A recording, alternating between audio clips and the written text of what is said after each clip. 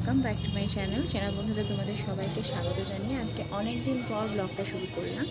জয় জগন্নাথ সবাইকে। আমার বাড়ির নতুন সদস্যের সাথে তোমাদের আলাপও করানো হয়নি, তার সাথেও তোমাদেরকে আলাপ করাবো নিশ্চয়ই। আর আজকে হচ্ছে শনিবার, এখন বাজে রাত্রি 8:30। এখন থেকে ব্লগটা শুরু করলাম, ব্লগটা এক্সটেন্ড হবে সেটা তো বুঝতেই পারছো।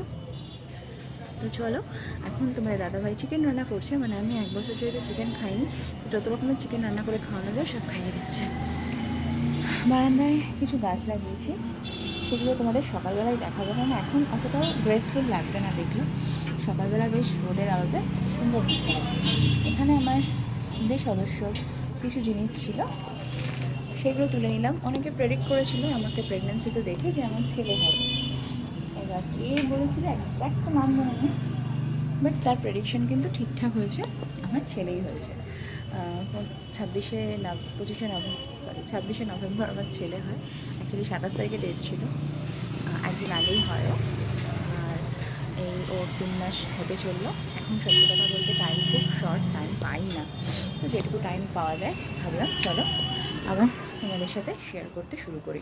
খুব সুন্দর করে সাজিয়ে গুছিয়ে রেখেছি। এই যে দেখে নাও, এখানটা একটা হবে পরে। এই জায়গাটা এখন পুচকেটার সব জিনিসপত্র থাকে, ওর কসমেটিক্স, তেল ফেল এইসব। এটা নিয়েছি ওর টুকিটাকি রেগুলার ইউজের জামা কাপড় এগুলোর জন্য। বেডটা তো আগেই তোমরা দেখেছো। আর এখানে তো আলমিরা নিয়েছিলাম পুজোর আগেই। আর এটা হচ্ছে ঘুঁচুর পড়ার টেবিল।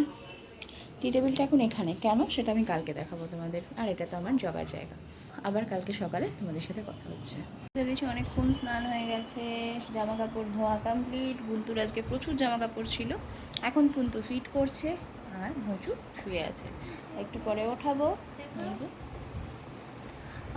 একটু করে ওঠাবো, দিয়ে ব্রাশ ট্রাশ ফ্রেশ ট্রেশ করিয়ে নিয়ে খাইয়ে দাইয়ে একেবারে পড়তে বসাবো।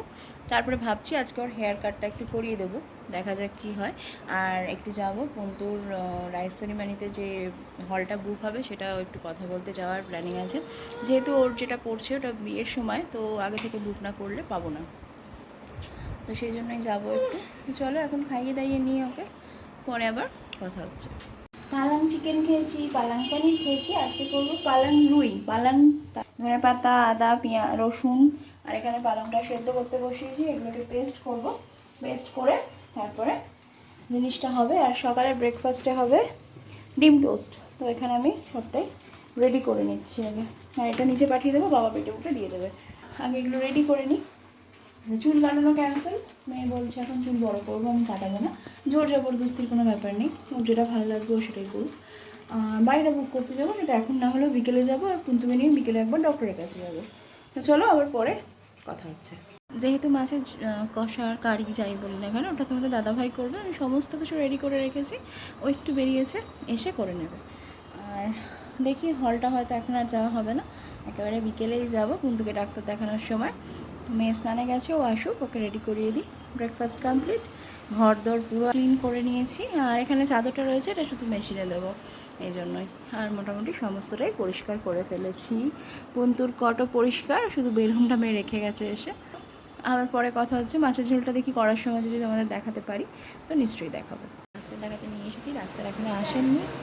এখন পুন্তুকে একটু ঘুম পাড়িয়ে দিচ্ছি। ডাক্তারের আস্তে আস্তে 8টা, আমরা এসে গেছি 7:15 আসতে বলেছিল।